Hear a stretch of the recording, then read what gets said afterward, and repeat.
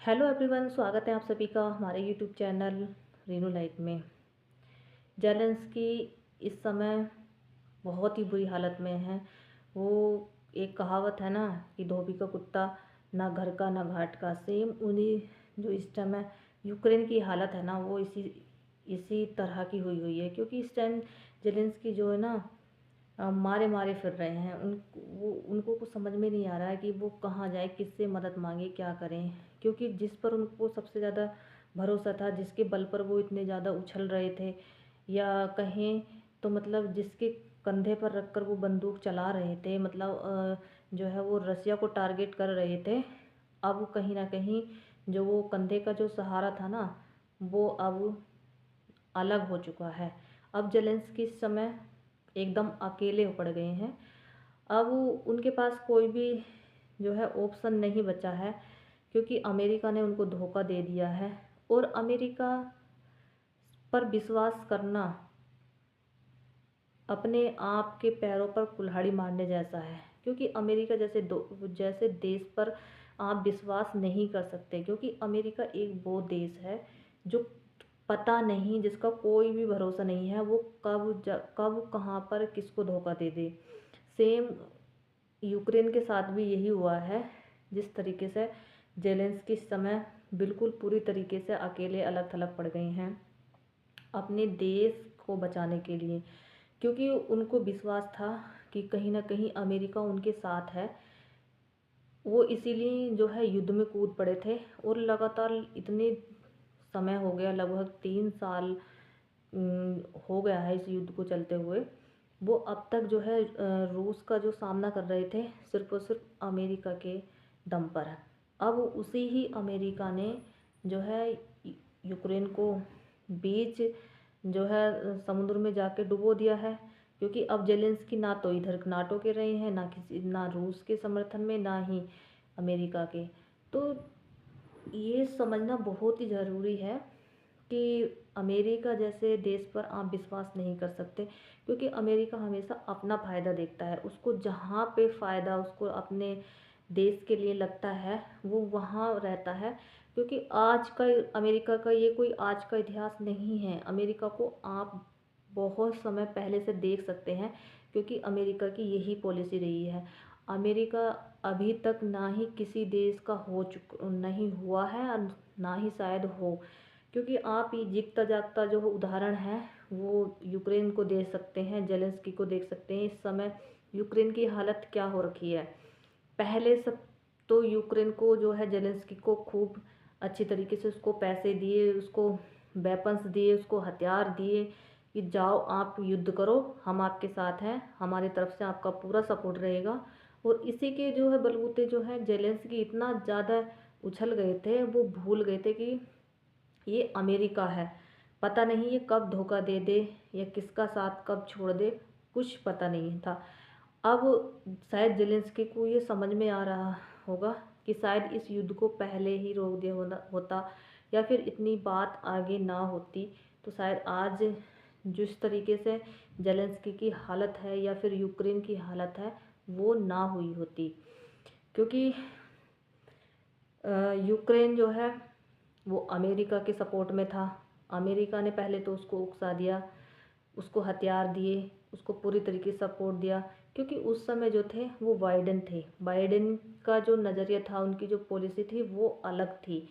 Biden के जाने के बाद जैसे ही ट्रंप आए, ट्रंप ने कुर्सी संभाली, अमेरिका का पूरा जो पूरा जो अमेरिका के जो कर्तव्यता हैं, वो इस समय जो पावर है पूरी अमेरिका की, वो चली गई है अब डोनाल्ड ट्रंप के। और डोनाल्ड ट्रंप एक ऐसे व्यक्ति हैं, वो बिजनेसमैन हैं।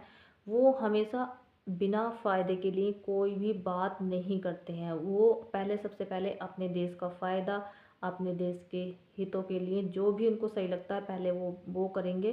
क्योंकि डोनाल्ड ट्रंप जो हैं वो अलग जो है माइंडसेट के व्यक्ति हैं। क्योंकि उन्होंने जब अपनी कुर्सी संभाली थी, उन्होंने उस समय ही बोल दिया था कि जो ये युद्ध हो रहा है, क्योंकि इसमें अमेरिका का तो कोई लेना देना है नहीं, और ये युद्ध अमेरिका से तो हो नहीं रहा है, फिर अमेरिका इसमें बीच में क्यों कूदे, या अमेरिका जो इतना पैसा खर्च कर रहा है इस युद्ध के लिए, वो क्यों करे? क्योंकि अमेरिका ने इसमें लगभग बहुत ही ज़्यादा पैसा खर्च किया है इस यूक्रेन और रसिया के युद्ध के लिए। क्योंकि वो पूरा जो सपोर्ट है जो अब तक यूक्रेन जो है रूस से लड़ता आया है, इतना समय हो गया उसने रूस को रोके रखा है, तो सिर्फ और सिर्फ इसी बलबूते पर रखा है क्योंकि अब तक उसको अमेरिका का सपोर्ट था, उसके जो सर पे है वो अमेरिका का हाथ था। अब वो जो है वो हाथ अमेरिका के द्वारा हटा लिया गया है। तो अब जेलेंस्की के सामने कोई भी और बाकी उसको जो है और भी कहीं से उसको कुछ दिखाई नहीं दे रहा, कुछ समझ में नहीं आ रहा, सिर्फ और सिर्फ ये कि वो अब एक समझौता करें रूस के साथ और इस युद्ध को रोकें। यही एक ऑप्शन उनके पास बचा हुआ है, इसके अलावा उनके पास अब कोई और ऑप्शन नहीं है। क्योंकि जिस तरीके से अमेरिका ने उनको बुरी तरीके से फंसाया है ना, उसकी जो यूक्रेन की हालत की है, उससे बाकी के और जो देश है ना, भारत जैसे जो और देश हैं, उनको कहीं ना कहीं एक बात तो ये समझ में आ रही होगी, क्योंकि अमेरिका पर कभी भी विश्वास नहीं किया जा सकता। अमेरिका एक ऐसा देश है जो सिर्फ अपने हित को चाहता है, अपने देश के नागरिकों के लिए चाहता है, वो अपनी जो पॉलिसी है उनको पॉलिसी को सबसे पहले रखता है, और वो किसी भी देश के लिए नहीं हो सकता। जहाँ पे उसको लगता है उसको फ़ायदा होगा, उसके देश के लिए फ़ायदा होगा, वहाँ पे वो पैसा लगाता है। और यही कारण था कि अमेरिका जो है इतना ज़्यादा यूक्रेन को सपोर्ट किया था, उसने इतना पैसा उस पर खर्च किया था। अब बात यही सामने आई है, क्योंकि डोनाल्ड ट्रंप ने साफ साफ जेलेंस्की को कहा है कि जितना भी हमने पैसा आपके युद्ध के ऊपर आपके लिए आपको हथियार दिए हैं, इतना पैसा आपके लिए खर्च किया है, या तो आप वो उस पैसे को हमें वापस कीजिए, या फिर आपके यहाँ पर जो मतलब जो इतनी जो वहाँ पे जो मिनरल्स वगैरह है, वहाँ पे की जो खनिज चीज़ है, आप उस चीज़ को हमें दीजिए। मतलब उसकी जो प्राकृतिक एक तरीके से उसकी जो वहाँ पे जो प्राकृतिक उनका भंडार है, अ, उसको अब अमेरिका हड़पना चाहता है। हो सकता है अमेरिका की यही पहले से ही फिराक हो, या पहले से ही उसकी एक ये एक सोच हो, क्योंकि अमेरिका की जो नज़र जो हमेशा है वो अपने फ़ायदे के लिए रहती है। अब मजबूर है इस टाइम जेलेंस्की, यूक्रेन मजबूर है, क्योंकि उसके पास युद्ध युद्ध में उसने इतना अपना सब कुछ खो दिया है, सब कुछ जितना भी उसके पास था वो अपना युद्ध में लगा चुका है। अब उसके पास पैसे देने के लिए कहाँ से लेकर आएगा? पैसे उसके पास नहीं होंगे, तो जाहिर सी बात है उसको अमेरिका के लिए जो उसके यहाँ के जो उसको जो खनिज चीज़ है, जो पदार्थ है, वहाँ पे उसको देना पड़ेगा।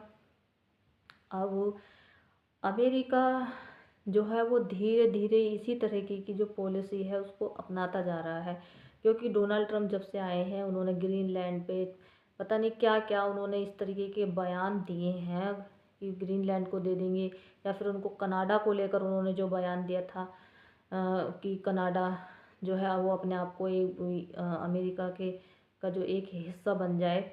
तो ऐसी बहुत सारी जो स्टेटमेंट हैं वो डोनाल्ड ट्रंप की तरफ से आई हैं, लेकिन ये समझना होगा इस समय पूरी जो वर्ल्ड कंट्री हैं उन्हें ये समझने की बात होगी कि जो डोनाल्ड ट्रंप है उनकी जो नीति है वो क्या है, उससे किस तरीके से सावधान रहा जाए। सबसे जो मेन बात इस समय यही आ रहा है, क्योंकि अब डोनाल्ड ट्रंप ने पूरी तरीके से यूक्रेन की जो दुकान थी वो तो पूरी तरीके से बंद कर चुकी है, और अब अमेरिका जो है चला गया है रूस के समर्थन में। अब रूस के समर्थन में चला गया है, जहाँ रूस और अमेरिका दोनों ही एक जो है विरोधी देश थे, दोनों की जो है एक दूसरे से बनती नहीं थी। वहीं जब से डोनाल्ड ट्रंप आए हैं वहाँ पे एक अलग ही तरीके का जो है खेला सा हुआ है। वहीं रूस और अमेरिका की अब जो है नज़दीकियाँ हुई हैं, और दोनों ने मिलकर यूक्रेन को इस तरीके से फंसा दिया है कि जो रूस अगर यूक्रेन ना तो रूस के ही साथ जा सकता है, ना वो अमेरिका से उसको सपोर्ट मिलेगा, तो अब वो जाएगा तो जाएगा कहाँ? क्योंकि जिस तरीके से रूस का जो अटैक था यूक्रेन पर, वो इसीलिए था ना क्योंकि यूक्रेन जो है वो नाटो का मेंबर बनने वाला था। अगर नाटो का मेंबर बन जाता यूक्रेन, तो जो परिस्थिति इतनी हुई है वो शायद वो रूस के लिए और ज़्यादा मुश्किल हालात पैदा हो जाते हैं उसकी वजह से। क्योंकि नाटो कंट्रियों में अगर हिस्सा, अगर मेंबर अगर यूक्रेन होता, तो यूक्रेन के ऊपर अगर कोई भी अटैक होता, अगर अगर मान ले अगर रूस की तरफ से पुतिन अगर अटैक कर रहे हैं, तो वो जितनी भी नाटो की कंट्रियां हैं वो पूरी की पूरी मिलकर यूक्रेन को सपोर्ट करती। तो कहीं ना कहीं एक तरीके से बहुत ज़्यादा परेशानी वाली बात थी रूस के लिए। तो रूस का जो जितना का पूरा जो फोकस है वो यूक्रेन को नाटो का मेंबर ना बनने देना है। रूस नहीं चाहता कि यूक्रेन जो है वो नाटो का मेंबर बने, क्योंकि अगर यूक्रेन अगर नाटो का मेंबर बन जाता है तो उसके लिए रूस के लिए बहुत सारी मुश्किलें हो जाएंगी। क्योंकि जो है नाटो की जितनी भी मतलब वहाँ से रूस पर अटैक करना जो है नाटो के लिए या फिर अमेरिका के लिए बहुत ही मतलब इजी हो जाएगा, क्योंकि वहाँ पे वो अपने जो है हथियार वगैरह वहाँ पे तैनात कर सकते हैं। मतलब एक तरीके से ऐसे समझ सकते हैं, अगर यूक्रेन अगर नाटो का सदस्य बन जाता है तो ऐसे समझ लीजिए कि रूस के लिए बहुत ज़्यादा मुश्किल है। एकदम उसके जैसे मान लिया गर्दन पे उसकी तलवार लग गई हो, वो वाली सिचुएशन उसके लिए हो जाएगी। तो यहाँ पर रूस की पूरी तरीके से ये फोकस है कि यूक्रेन को नाटो का मेंबर नहीं बनने दिया जाए। वहीं जेलेंस्की अपनी जिद पड़े थे, जिसकी वजह से उन्होंने इतना लंबा समय जो है युद्ध में लगा दिया, अपना इतना नुकसान हुआ, उसके काफ़ी ज़्यादा संख्या में उसकी जो जगह है, शहर है, वो इधर उधर बिखर गए, उधर बेकार हो गए, और बहुत सारी जगह पर रूस ने कब्जा भी किया हुआ है। तो अब ये समझने वाली बात होगी कि यूक्रेन की तरफ से और रूस की तरफ से दोनों में जो आपसी एक तरीके से जो समझौता होने वो जो बात है वो हो रही है, उसमें दोनों की ही कंडीशन है। अब रूस अपनी कंडीशन पे लगा हुआ है, अड़ा हुआ है, और यूक्रेन जो है वो अपनी कंडीशन लगाए हुए। तो यहाँ पे जो थोड़ी सी जो परिस्थिति है वो जो है वो यूक्रेन के लिए अच्छी नहीं है।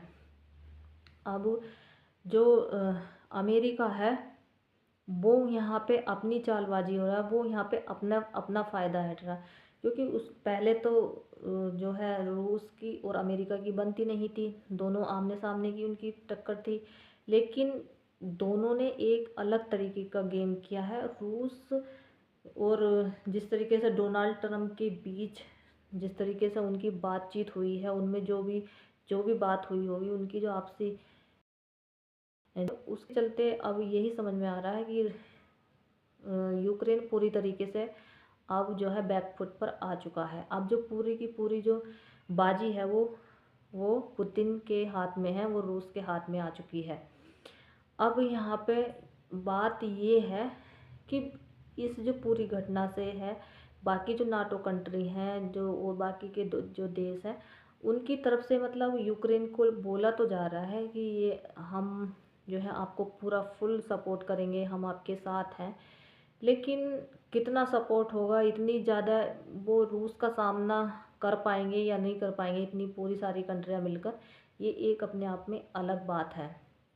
क्योंकि रूस जो है वो पूरी तरीके से अपने दम पर इस युद्ध में लगा हुआ है। उसने लगभग 2.5-3 साल इस युद्ध में लगाए हैं, तो सिर्फ अपने बल पर उसका जो पूरा मैन्युफैक्चरिंग जो पावर है, उसका जो वेपन्स है, उसकी जो हथियार है, वो खुद रूस में ही है। और उसकी जो सप्लाई चेन है वो इतनी ज़्यादा मतलब स्ट्रॉन्ग है, बहुत ही ज़्यादा। उसका नाटो जैसी जो कंट्रियां हैं, नाटो में जो कंट्रियां हैं उनमें से 2-4 देश को छोड़कर बाकी को इतना ज़्यादा है उसमें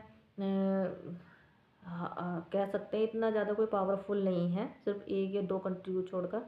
बाकी अगर देखा जाए तो फिर भी अगर पूरी अगर कंपेयर किया जाए तो रूस का सामना करना थोड़ा सा मुश्किल होगा इस सिचुएशन में। अब रूस और अमेरिका का साथ आ जाना और चीन और रूस का जो का आपस में आ जाना, क्योंकि रूस और चीन का जो है दोनों के बीच जो है इस समय रिलेशन अच्छे हैं। तो ये कहीं न कहीं भारत के लिए एक समझने का विषय है, क्योंकि भारत के लिए रूस बहुत ही ज़्यादा ज़रूरी है।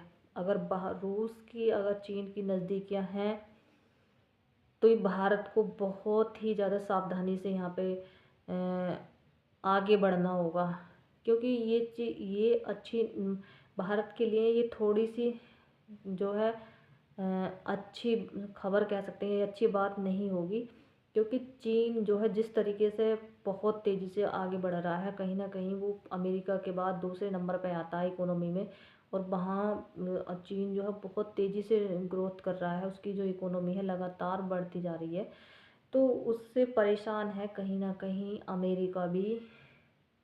तो आने वाले समय में चीन और अमेरिका का जो आपस में जो जो जो टकराव होगा, और चीन के समर्थन में अगर रूस आता है, चीन रूस के साथ जाता है, रूस चीन का समर्थन करता है, उसके उसको उसको जो है सपोर्ट करता है, तो ये कहीं ना कहीं भारत के लिए एक थोड़ी सी चिंता की बात होगी, क्योंकि ये जियो पॉलिटिक्स है। यहाँ पे कब कौन किस धर चला जाए, कौन किसके तरफ हो जाए, कुछ कहना बहुत मुश्किल है। हर कोई जो है यहाँ पे अपना फ़ायदा सोचता है, अपने देश का फ़ायदा सोचता है, तब जाके कोई आगे कदम बढ़ाता है। तो किसी पर भी पूरे तरीके से विश्वास करना थोड़ा सा यहाँ पे मुश्किल है, क्योंकि जिस तरीके के सेंटिमेंट जो हैं अब एक बनते नज़र आ रहे हैं ग्लोबली, आप देखेंगे पूरे जो देश हैं वो एक दूसरे के विरोध में है। और ख़ासकर अमेरिका, जब से डोनाल्ड ट्रंप जो है अमेरिका के राष्ट्रपति बने हैं, तब से जो है परिस्थितियाँ थोड़ी सी चेंज हुई हैं, जियो पॉलिटिक्स में बहुत ज़्यादा चेंजेस आया है। तो आने वाला समय क्या होगा, ये देखने वाली बात होगी। फ़िलहाल इस वीडियो में इतना ही। हमारा द्वारा दी गई ये जानकारी आपको कैसी लगी, हमें कमेंट कर ज़रूर बताइए, और हमारे चैनल को सब्सक्राइब भी ज़रूर कीजिए। मिलते हैं नेक्स्ट वीडियो में। जय हिंद।